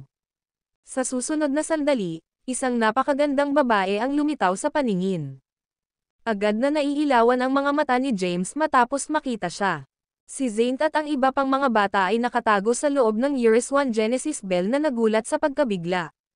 Nanay. Ito ay nanay. Sa wakas ay makita namin muli si nanay. Nanay, ako. Ito ay Noel. Ito ay talagang ina. Siya. Sa wakas bumalik. Thea. Ito ba talaga? Sa kasamaang palad, ang kanilang mga tinig ay nanatili sa loob ng kampanilya at hindi marinig sa labas. Nais nilang magmadali ngunit hindi makahanap ng isang paraan. Thea. Lumapit si James, ngunit itinaas ni Thea ang kanyang kamay at pinigilan siya. Umiling-iling si Thea at sinabing, huwag kang pumunta rito. Mapanganib ito. Lalo akong nasiyahan na makita ka ulit. Panipi. Ang video na ito ay edited by Urban Storytelling. Kabanata 6235. Agad na tiningnan ni James si Zachary at sinabing, ginagamit mo siya upang banta ako. Sinabi ni Zachary. Nakangiting, hindi ito banta. Gusto ko lang makitungo sa iyo. Kung nakarating kami sa isang kasunduan, maaari mo siyang magkaroon. Tinanong ni James, ano ang gusto mo? Dahan-daang sinabi ni Zachary. Kailangan mong tulungan ang aming pinuno ng sekta na may 3 bagay. Una, dapat kang bumalik sa sekta ng Timaeus.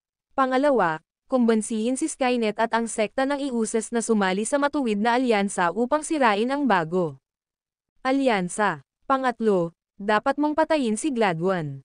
Hanggat ginagawa mo ang 3 bagay na ito, ipinangako ng pinuno ng sekta na pakasalan ka sa santo. Bibigyan ka rin niya ng mahusay na posisyon ng protector ng sekta ng Timaeus. Nais niyang makamit ang 3 bagay sa isang pakikitungo. Gaano ka-ambisyoso? Kung pupunta ang mga bagay ayon sa nais niya, maaari pa rin niyang masecure ang kanyang posisyon bilang pinuno ng sekta ng Timaeus at patatagin ang kanyang kapangyarihan sa mundo ng Genesis. Kasabay nito, magkakaroon pa rin siya ng kontrol sa akin at Thea. Bilang karagdagan, magkakaroon siya ng Layla, Rubella, Zeisha at Adair na naglilingkod sa kanya. Si Zachary sigurado ay mas matalino at mas tuso kaysa sa Gladwan. Alam din niya kung paano ibigay at kunin. Nang makita na nagmumuni-muni si James, sinabi ni Zachary na nakangiting. Mula sa sandaling sumali ka sa aming sekta, ang aming pinuno at maaari kong sabihin sa iyo tulad ng Saintes. Naaalala ko na may sinabi ka tungkol sa pagpanalo ng kanyang puso at manatiling magkasama magpakailanman. Hindi mo nakalimutan ang iyong panata sa kanya, di ba? Dahan-daang ipinikit ni James ang kanyang mga mata at naisip ito. Siya ay kumagat ng higit pa sa maaari niyang ngumunguya. Dahil nais niyang maglaro, maaari rin akong sumama dito ng matagal. Nobela. Sumasang-ayon ngayon, pagkatapos ay ilantad ang kanyang plano kay Gladwan. Sa huli, ang dalawa sa kanila ay lalaban, at ang sekta ng Timaeus ay magkahiwalay. Kapag nangyari iyon, mas madali itong makitungo sa kanila. Tungkol sa kaligtasan ni Thea, walang dapat alalahanin. Inangkin ni Layla na tatalikuran ni Zachary ang kanyang sariling anak, ngunit hindi Thea. Pagkatapos ng lahat, siya ang kanyang trump card. Pagkatapos gumawa ng desisyon, biglang binuksan ni James ang kanyang mga mata at sinabi. Ayaw ng pinuno ng sekta na patayin ako. Si Zachary ay same time na sinabi, si Gladwan ang gusto. Patay ka. Hindi mo naintindihan ang aming pinuno ng sekta. Nag-squint si James at sinabing, sige. Dapat tayong maghakbang-hakbang. Kailangan kong tapusin muna ang pagdalo sa kasal. Nakangiting sinabi ni Zachary, ang mga bata sa loob ng iyong. Ang Years 1 Genesis Bell ay medyo may talento. Maaari kong piliin ang isa sa kanila bilang aking alagad at sanayin siya. Matapos sabihin iyon, itinaas niya ang kanyang kamay at binaril ang isang gintong ilaw sa Years 1 Genesis Bell nang hindi naghihintay na magsalita si James. Sa susunod na sandali, ang Eurus-1 Genesis Bell ay naglabas ng isang maliwanag na kulay abon na ilaw. Sa loob ng kampanilya, agad na nagbago si Hetserna sa itim na usok at naiwan sa puwang. Pagkatapos, dumiretso siya patungo kay Zachary. Sabik na sumigaw si James, "Hetsema!" Sa sandaling iyon, isang gintong ilaw ang sumabog patungo sa kanyang kamay at nadulas ang paa niya mula sa Skynet. Si James ay malapit ng kumilos. Gayunpaman, mabilis na hinawakan ni Zachary si Hetsema at nawala. Sinumpa ni James, "Idiot ka." Sa susunod na sandali, ang boses ni Zachary ay tumalsik. "Hindi mo kailangang mag-alala tungkol sa iyong anak. Aalagaan ko siya. Tulad ng para sa paanyaya, duda ako na kakailanganin mo ito dahil malapit ka sa Yegor at Truett. Hayaan mo akong magkaroon nito upang makasama ako sa saya." Panipi. Ang video na ito ay edited by Urban Storytelling. Kabanata 6236. Pinaikit ni James ang kanyang mga kamao. Sa sandaling iyon, naramdaman niyang nasa mahirap na sitwasyon siya. Paano nadarama ni Zachary ang pagkakaroon ng Eurus-1 Genesis Bell at may mga tao sa loob? Ito, ang isang tao sa malapit ay dapat makipag-ugnay sa kanya. Sa sandaling sumalakay siya, agad na nakatakas si Hetsema at sumugod sa kanya. Gayunpaman, hindi maiwasan ni Hetsema ang kontrol ni Lysia at magpadala ng isang mensahe kay Zachary. Bukod dito, siguradong maaaring hadlangan ni Lysia ang pag-atake. Bakit nangyari iyon? Itinaas ni James ang kanyang kamay at binawi ang Eurus-1 Genesis Bell. Pinatawag niya si Lysia at tinanong, "Ginawa mo ba itong sinasadya?" Tapat na sinabi ni Lysia, "Oo." Ang isang walang pasasalamat na bata na tulad niya ay sa kalaunan ay magdudulot ng isang malaking sakuna. "Kahit na anak mo siya, dapat ko siyang pakawalan." Malamig na tanong ni James, "Kaya nakipag-ugnay ka kay Zachary at sadyang hayaang salakayin ka niya?" Sumagot si Lysia, "Hindi. Sinabi ko lang sa kanya na ang lalaki ay pinuno ng sekta ng Timaeus, ang pinuno ng Genesis Worlds. Gusto ko lang subukan ang kanyang katapatan. Hindi ko inaasahan na mabaigo siya sa pagsubok ng walang kahirap-hirap." Huminga ng malalim si James at tinanong, "Hindi ba? Isipin na sobra iyon." Sumingit si Lysia, "Alam kong nag-aatubili ka na pakawalan siya, kaya ginawa ko ito para sa iyo. Siya ay isang bomba ng oras ng bomba kung panatilihin mo siya sa paligid. Hindi lamang siya makakasama sa iyo, kundi pati na rin si Yegor. Gustong-gusto ko siya at ang kanyang anak, kaya nais kong panatilihing ligtas ito." Tumahimik si James. Paalalahanan siya ni Lysia, "Wala kang magagawa para sa Hetsema. Dapat mong hayaan siyang pumunta upang maiwasan siya na saktan ang mga nasa paligid mo. Dapat mong hayaan siyang magdulot ng problema para sa aming mga kaaway. Pagkatapos nito, hindi na huli na upang maibalik siya. Sa ngayon, hayaan siyang makaranas ng mga paghihirap. Tungkol sa kanyang buhay at kamatayan, hindi ka dapat masyadong nag-aalala." Nobela. Ang mga mabubuting tao ay laging namamatay na bata, ngunit ang masasama ay laging nabubuhay ng mas mahaba. Matapos marinig ang katiyakan ni Lysia, mas maganda ang pakiramdam ni James. Tumalikod siya at tumingin kay Maxine at sa kanyang mga anak. Sinabi ni Jacopo na bigo, "Tatay." Tumakas si Hetsema. Nasa panganib ba siya? Wala nang sinabi si Zane, "Hindi ako makapaniwala na tumakas siya kasama ang matandang iyon. Kahit gaano natin siya pinangangalagaan at hayaan siyang gawin tulad ng nais niya, hindi pa rin niya tayo itinuturing na pamilya." Nabigo si Noe, medyo tuso siya. Isang nagtataka kung ano ang magiging kinabukasan niya. Nag-squint si Winnie at sinabi, "Pinili niya ang kanyang landas. Dahil ayaw niyang sundan tayo, dapat siyang maglakad ng sariling paglalakbay. Sigurado ako na babalik siya sa isang araw." Tumingin si Maxine kay James at sinabing, "Ang matandang iyon ay talagang malakas. Gusto ba niya?" Si James ay nagambala sa isang buntong hininga at sinabi, "Huwag kang mag-alala. Hindi siya magiging problema sa ngayon. Gayunpaman, gagamitin siya ni Zachary upang banta ako." Tumingin si Jacopo kay James at sabik na nagtanong, "Kung gayon, ano ang gagawin natin?" Ang aming ina ay nasa kanyang mga kamay din. Ngayon kahit na si Hetsema ay kinuha, tiningnan ni James ang kanyang mga anak at sinabing, "Nakita mo na siya. Gayunpaman, hindi iyon ang iyong ina." Naguguluhan si Jacopo at ang iba pa.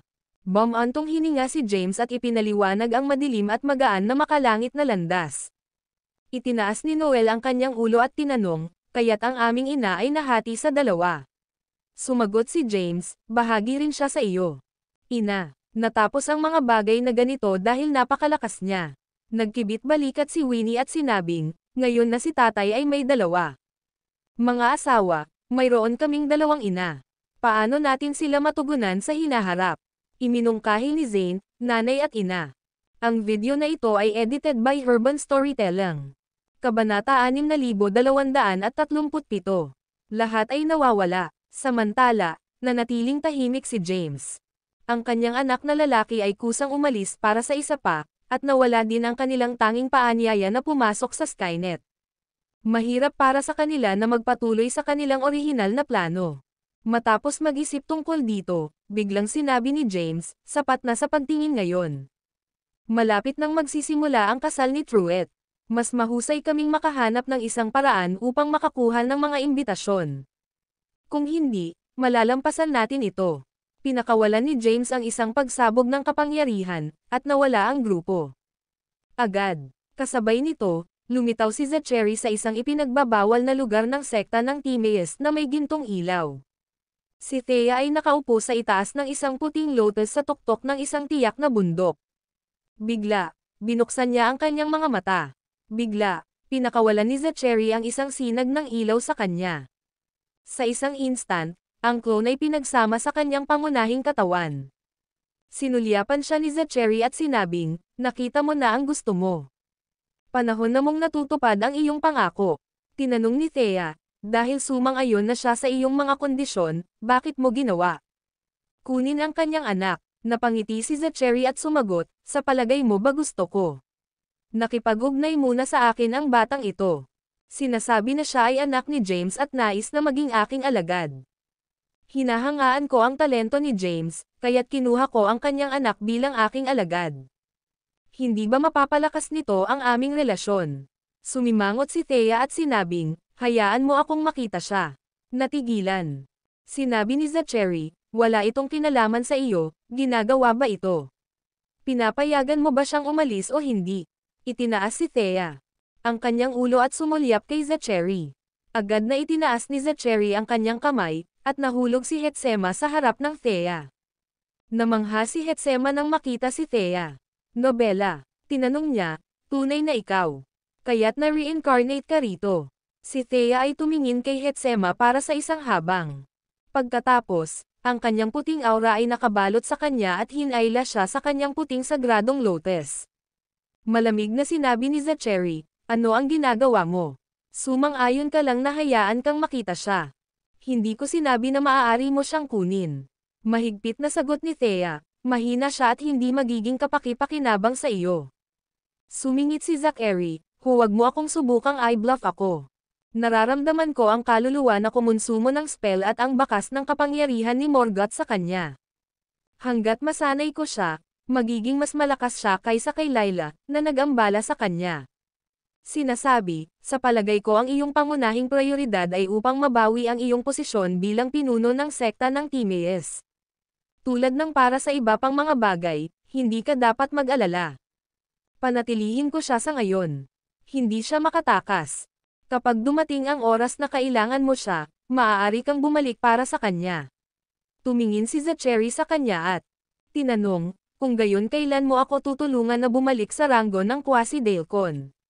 Bumantong hininga si Thea at sinabi, ako. Kailangan ang lahat ng mga materyales. Dagdag pa, kakailanganin mo rin ng sapat na oras. Malamig na sinabi ni Zachary, gagawin ko ang anumang kinakailangan hanggat sang-ayon ka. Upang makatulong, kung ang demonyong iyon ay magdulot ng kaguluhan, inaasahan kong gagawa ka ng aksyon. Umiling-iling si Thea at sinabing, ako. Hindi isang tugma laban sa kanya. Malamig na sinabi ni Zachary, kahit na ang iyong ranggo ng paglilinang ay mas mababa kaysa sa kanya, ikaw na. Pinagkadalubhasaan ang kapangyarihan ng makalangit na landas sa harap niya. Ang iyong magaan na langit na landas na kapangyarihan ay maaaring hindi makukuha sa isang tao na mas malakas kaysa sa iyo. Gayunpaman, ang iyong mga kapangyarihan ay maaaring pigilan siya. Ipinikit ni Thea ang kanyang mga mata at sinabing, hindi siya magiging sanhi ng anumang problema. Para sa iyo anumang oras sa lalong madaling panahon. Ito ay isang problema para sa kanya upang maprotektahan ang kanyang sarili. Natuwa si Zachary. Sinabi niya, mabuti. Hanggat hindi siya nagiging sanhi ng problema, makakabalik ako sa ranggo ng Quasi-Declan. Sa sinabi nito, lumingon si Zachary at malamig na sinabi, Glad one, Layla. Isang araw, hahanapin kita ng dalawa at maghayganti ako. Tiyakin kong kayong dalawa ay nakalulungkot. Panipi. Ang video na ito ay edited by Herban Storytelling. Kabanata 6238. Si James ay naiwan sa isang matigas na lugar matapos na maaga ang kanyang paanyaya. Naturally, kailangan niyang maghayganti. Kasama si Maxine at ang kanyang mga anak, ipinakilala nila ang kanilang sarili bilang mahiwagang mga powerhouse at hinabol ang higit sa 100 mga Panginoon ng Great Genesis Worlds, na nasa ranggo ng Iriswandale. Mahigit sa kalahati ng mga ito ay mula sa matuwid na alyansa, na pinangunahan ng sekta ng Timaeus. Ang natitira ay mga powerhouse mula sa bagong alyansa ng sekta ng Yaquis. Ang kanyang mga aksyon ay tumindi ang salungatan sa pagitan ng dalawang alyansa. Kasabay nito, pinamamahalaang din niya na magnakaw ng ilang mga ordinaryong paanyaya. Tumayo sila sa isang pila sa labas ng punong himpilan ng Skynet, naghihintay na mapatunayan at payagan ang lugar ng Skynet. Ang mga anak ni James ay lubos na natigilan upang makita ang napakalaking karamihan ng tao sa kanilang paligid. Habang nakatayo sa linya, tumingin sila sa paligid ng sabik na tulad ng mga bata sa kanilang unang araw ng paaralan. Ang kanilang takot ay hindi dahil sa hindi pamilyar na kapaligiran. Sa halip, ito ay dahil ang pinakamahina na magsasaka sa paligid nila ay nasa ikapitong pagdurusa ng Iriswandale Rango. Ang mga powerhouse na ito ay maaaring pumatay sa kanila sa loob lamang ng ilang segundo. Naturally, sila rin ay naging focus ng pansin dahil ang kanilang mababang ranggo ng paglilinang ay tumayo. Nadama nila ang kanilang mga spines habang ang mga nagdududa na mga titig ng lahat ay nahulog sa kanila. Sa sandaling iyon, ang isang nilalang na may isang burat na katawan at isang ulo ng ahas ay sumigaw, tingnan kung ano ang mayroon tayo dito. Ang mga mahina na ito ay ng ahas na pumila dito kahit na hindi pa nila naabot ang ranggo ng Iriswandale. Mayroon ba kayong mga imbitasyon? Ang lahat sa paligid niya ay sumang-ayon sa kanya at nagsimulang mangotsa sa kanila. Sino sa palagay mo ang mga ito? Bakit sila pumila dito? Hindi ito ang lugar para sa mga mahina. Sa ganitong mahina, mga paglilinang, pagdududa kahit na mayroon silang mga paanyaya. Ito ay kahanga-hanga na narinig nila ang tungkol sa kaganapan. Mayroon silang ilang magagandang kababaihan sa gitna ng grupo. Gagawa sila ng magagandang kasosyo. Tulad ng 3 lalaki. Ang mga ito ay walang kamali-mali na balat at ganap na napakarilag. Ang tipo ko lang. Bakit gumawa ng isang tanga sa iyong sarili sa pamamagitan ng pagpunta rito? Kayo ay nasa ranggo lamang ng Iriswandale. Hoy, ang batang babae sa lilang damit. Sumama ka sa akin. Tatanggapin kita bilang aking alagad. Ay pangako na papasok ka sa ranggo ng Iriswandale sa loob ng isang etrepoch. Haha, ang mga babaeng ito ay parang mga tao. Sumama ka sa akin, mga kababaihan. Masaya kita. Si Maxine at ang iba pa ay naging mas kinakabahan matapos na maging target ng hindi magiliw na panlalait. Mahinahon na sinabi ni James, tumayo ka. Ito ay kung saan ang malakas na mananaig, at ang mahina ay tinanggal. Hindi natin hahayaan silang makita ang aming takot kahit na hindi kami kasing lakas. Lahat ay huminga ng malalim matapos marinig ang mga salita ni James at ganap na hindi pinansin ang kanilang paligid. Gayunpaman, nakita ng mga nasa paligid nila ang kanilang pag-uugali na mahina. Ang ilang mga mas matapang na nilalang ay lumapit sa Maxine, Zane at Winnie. Agad na humakbang sina Jacopo at Noel sa harap nila at tinitigan ang mga nilalang sa kanilang paligid. Ano ang mayroon tayo dito? Ang nilalang na ulo ng ahas mula sa naunang natawa, ikaw lamang sa ranggo ng Iriswandale ngunit ng ahas na tumayo sa aming paraan. Ang isa pang nilalang ay sumigaw, patayin ang mga ito. Nasa daan sila. Paano natin hahayaan siyang marumi ang kanyang mga kamay? Ako, ay sapat na. Sa sandaling ang ikatlong tinig ay tumalsik, Ang a creature sa Years One Day rango ng 8 kapigatian na sisingilan sa Jacopo at Noel. Sina Jacopo at Noel ay nagtatakip sa kanilang sarili upang hadlangan ang pag-atake sa mga kakilakilabot na ekspresyon. Gayunpaman, ang isang amethyst gold power ay biglang sumiklab sa kanila at naging hadlang, na tinatanggal ang maraming pag-atake ng palma. Sa malakas na tunog ng tunog, ang mga kopya ng palad ay kumatok sa umaatake na nilalang sa isa sa mga pulutong. Ang lugar ay sumabog at nagdulot ng isang malaking bilang ng mga nasawi. Sumigaw ang nilalang na may ulo ng ahas, "Oh! Kaya, mayroong isang powerhouse na sumusuporta sa iyo. Lumabas ka at labanan ako." Pagkatapos magsalita, tumalon siya sa hangin at tinawag ang isang asol na tibak. Ang video na ito ay edited by Herban Storytelling. Kabanata 6239. Ang karamihan ng tao ay hamina sa gulat matapos ang nilalang na may ahas na lumokso sa walang bisa. Nasa gitnang baitang siya ng ika-9 na pagdurusa ng Years One Day. Ito ay magiging masaya. Inaasahan kong makita ang isang powerhouse sa gitnang baitang ng Years One Day ranks 9th Tribulation na kumilos. TS na ang batang master ng sekta ng Okaski. Bahagi sila ng matuwid na alyansa. Iyon ang tibak ng Aquasophia. Ito ang pinakamahalagang kayamanan ng sekta ng Aquasky. Nagulat ako nang makita ito dito. Naririnig ang nakagulat na mga talakayan ng karamihan, ang nilalang na pinuno ng ahas ay tumawa ng ligaw at sinabing, "Sino ito? Lumabas ka rito. Kung hindi man, 11 patayin ang iyong mga kasama at sirain ang kanilang mga kaluluwa. Tiyakin kung hindi sila magkakaroon ng pagkakataon na mag-reincarnate." Ang buong lugar ay nahulog ng tahimik. Kalmado ka, hindi ba? Alright, pagkatapos ay panoorin silang mamatay. Sumigaw ang nilalang na pinuno ng ahas, pagkatapos ay sinampal ang kanyang tibak sa Maxine at ang iba pa. Maraming mga asol na energies ng tibak ang lumitaw at lumubog patungo sa pangkat. Sa sandaling iyon, ang isa pang puwersa ng amethyst gold ay lumitaw at nagbago sa isang pagprint ng palad. Sa isang maikling sandali lamang, sinira nito ang hindi mabilang na lakas ng tibak. Kasabay nito, ang malakas na ungol ay lumusot, at ang nilalang na may ulo ng ahas ay bumagsak sa lupa, na nagdulot ng isang malawak na hukay na mabuo. Boom! Ang lupa at nakapalibot na mga bundok ay nanginginig. Pagkaraan ng ilang sandali, ang isang kamangha-manghang kaluluwa at isang asol na tibak ay lumitaw mula sa hukay. Agad na tumalikod ang mga manonood sa takot. Sina Jacopo at Noel, na protektado ng Amethyst Golden Barrier, ay lumingon kay James. Sa sandaling iyon, sinaksak ni James ang kanyang mga daliri, at isang alon ng Amethyst Gold Power ang sumulong, pagkatapos ay dinala ang tibak patungo kay Jacopo. Matapos ang kamangha-manghang pagkabigla, nagmadali si Jacopo na hinawakan ang tibak at sinabi ng maligaya, "Salamat, tatay." Ang lugar ay natahimik, ngunit isang malaking kaguluhan ang agad na sumabog sa ilang sandali. Nagkaroon sila ng isang peerless powerhouse sa kanila. Sa isang hakbang lamang, pinatay niya ang isang kalaban sa gitnang baitang ng Years One Day ranks 9th Tribulation. Ang mahiwagang tao na nagpoprotekta sa kanila ay dapat na nasa itaas na baitang ng ika-9 na pagdurusa ng Years One Day rango, di ba? Sa tingin niya kahit na mas malakas siya.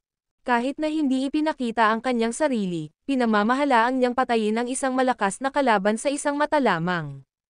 May makamit lamang ang lakas na iyon sa rurok ng ika-9 na pagdurusa ng Years One Day rango. May powerhouse sa rurok ng ika-9 na pagdurusa ng Years One Day rango sa gitna namin. Lahat ay mas mahusay na mag-ingat.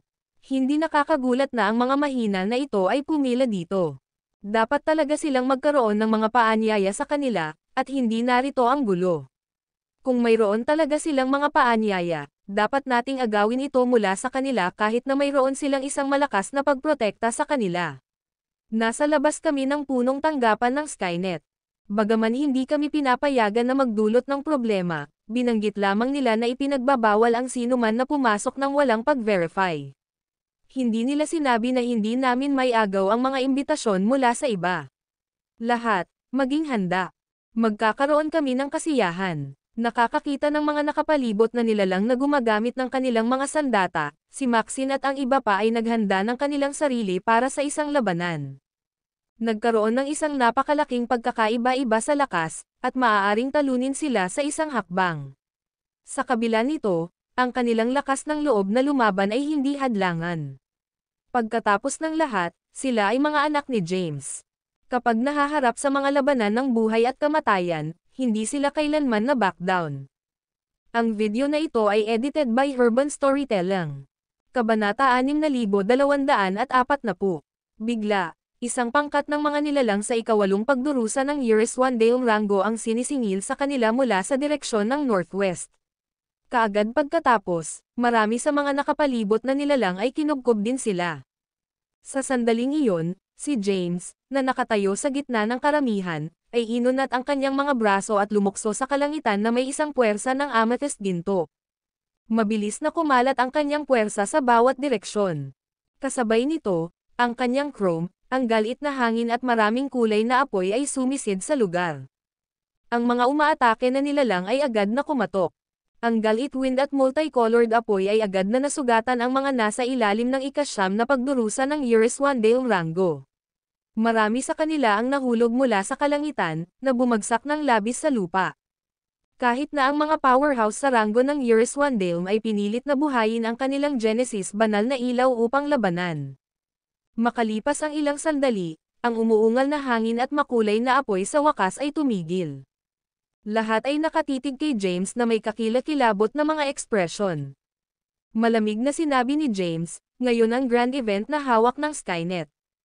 Ang isang mabuting kaibigan ko ay ikakasal ngayon. Talagang ayaw ng anumang hindi kasiya siyang nangyayari sa gayong masayang araw, at lalo na ayaw ng anumang dugo na nabubo. Kung titigil ka na ngayon, magpapanggap ako na walang nangyari. Masisiyahan ka lang sa panonood habang ipinagdiriwang namin ang unyon ng mag-asawa. Hindi pipigilan ng tikong may nais na magpatuloy na hamon ang aking ilalim na linya. Gayunpaman, dapat bigyan ka ng babala na hindi ito magtatapos ng maayos. Ang boses ni James ay sumigaw tulad ng rumbling thunder. Lahat ay nagulat sa pamamagitan ng kanyang domineering aura at hindi na nang ahas na hamanin siya.